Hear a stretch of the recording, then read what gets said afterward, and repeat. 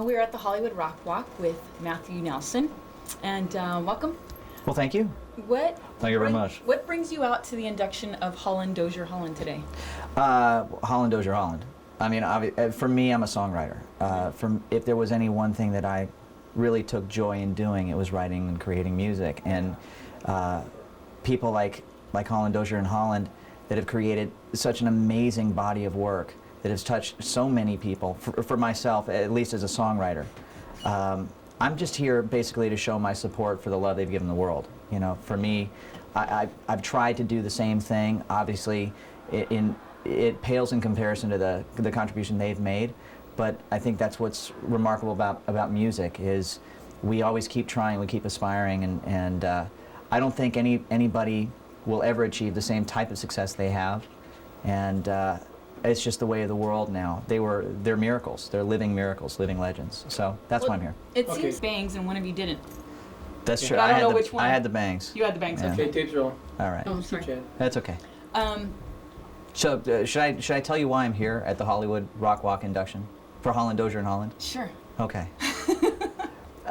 I really believe, especially after being here, I didn't really know what to expect, but I came because I'm just a fan of their writing, of the songs that they've given the world. And growing up the family that I've grown up with, and it kind of falling into the legacy my dad left behind of a tremendous amount of material and songs that were created first by people like Holland, Dozier, and Holland, professional songwriters, and then by himself. It really kind of was something that inspired me. As I was growing up to be like them. I didn't even know who I was trying to emulate and trying to be like, but in everything that they've created for the world as songwriters, the amazing Motown catalog, and I've just learned through my dad's music and through ours that music is memories for people. It's the only time machine that we have. It's very tangible, it's very real. You hear a song and you immediately go back to a place where you were when you experienced that song for the first time, or something happened to you. And I think it's a miracle. There aren't too many miracles left in the world anymore. And that's a great way of putting it in this time machine. Now, you're pretty much the same generation I am, and when we started hearing Motown music, it had been around for probably 10, 15 years already. Right. Now, at what point did you discover who Holland, Dozier, and Holland were and what they meant to this industry? I actually started out with music as a bass player, and Paul McCartney was a real hero of mine. And the Beatles actually, they really went back to find their sound with late 50s rock music and the Motown sound. And James Jamerson, who played with the band at Motown, was a big influence of mine and a big influence of his. And I found that just, do I need to do that again because of Can you cut that speaker? I don't know. Yes. Maybe you can unplug the phone. There's a way of doing Will it. the cable come out of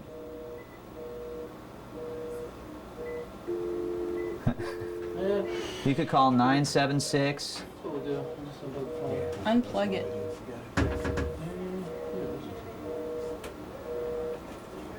There we go.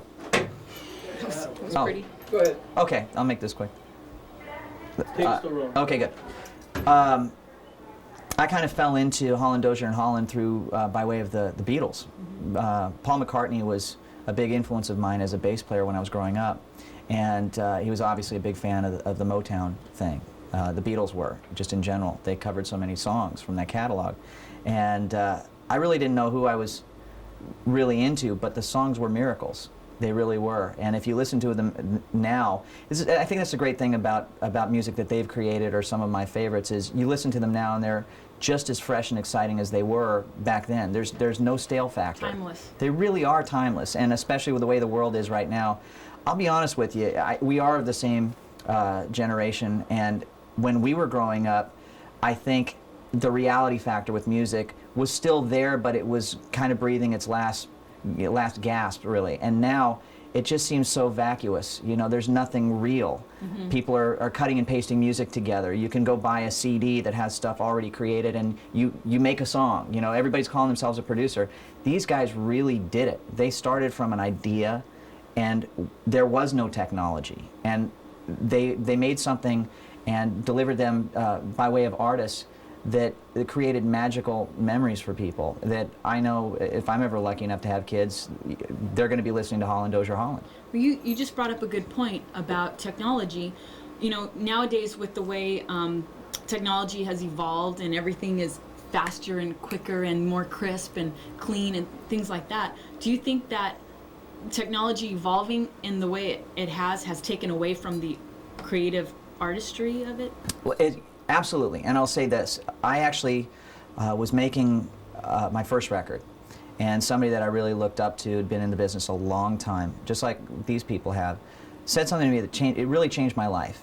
It was, you can have the best equipment, the finest guitar, the greatest band, and the truth of the matter is, and you could be the best looking person in the world, it doesn't matter at the end of the day, because if you don't have a great song, you're nothing. It starts and ends with a great song. And that's what these people are about. And truly what I think my favorite artist and what I aspire to be about is it starts and ends with a song and with something that I have to say as an artist or as a writer, something I want to express. When you sit down to write a song, where do you pull from? And that's another thing that I heard too that changed my way of thinking. I don't know where it comes from. I might very rarely have a specific idea of what I want to write about when I sit down, but Michael Jackson said it best, I think, which is you have to learn how to get out of the way of the music, because it doesn't come from here. It comes from somewhere. You channel it. You're the lucky recipient of the information if you want to get out of the way of it, because it's there already. So what do you start with? Do you start with the music, or do you start with the lyrics, or? I've started both ways. There are three ways of starting for me. You either start with music, like a groove. You start with a melody, something normally that people remember first, or you start with a lyric in the form of poetry or something like that, or just a great title. For me, the best songs that I've written have been started out of a melody, and it makes me feel something, which then helps me to write the feeling down. But that's just me. I mean, I'm a real big believer in melody. I think that writers like Holland, Dozier, Holland in particular, they are the kings of melody, if you think about it, Stop in the name of love. I mean, it's been said before, but with that melody behind it, I just said that and you kind of went someplace. I mean, it's a magical thing, and I think melody does that. Now, they say that, what is that saying that imitation is the best form of flattery? Mm-hmm. Have you listened back to some of Holland, Dozier, and Holland's songs and listened to how they wrote it and what they used, like a rhythm or a groove or something like that, mm-hmm. and tried to take from those things to create your own? I think everybody does. There's a bit of borrowing going on everywhere. People like Holland, Dozier, Holland, though, if you borrow something from them, it better damn well be great, because people compare you against greatness. Mm-hmm. And so I don't actually like to do it a whole lot. I mean, I'm a big believer in, like, even if you were to cover a song, you either better have a different idea of it or just a way of really drilling that to where it makes it you. Otherwise, don't attempt it. It's already been done better. And they've created a pretty high benchmark, I think. Hi, are you guys ready? Oh, I'm sorry. That's okay. I've got Come on Wilson. in. Yeah, we should probably get to Mary Wilson. We'll wrap it up right now. Okay. Okay, so let me just ask you one last thing. What, in your experiences, because there's probably going to be other up-and-coming artists or artists that have been struggling or whatever, mm-hmm. That are going to hear this.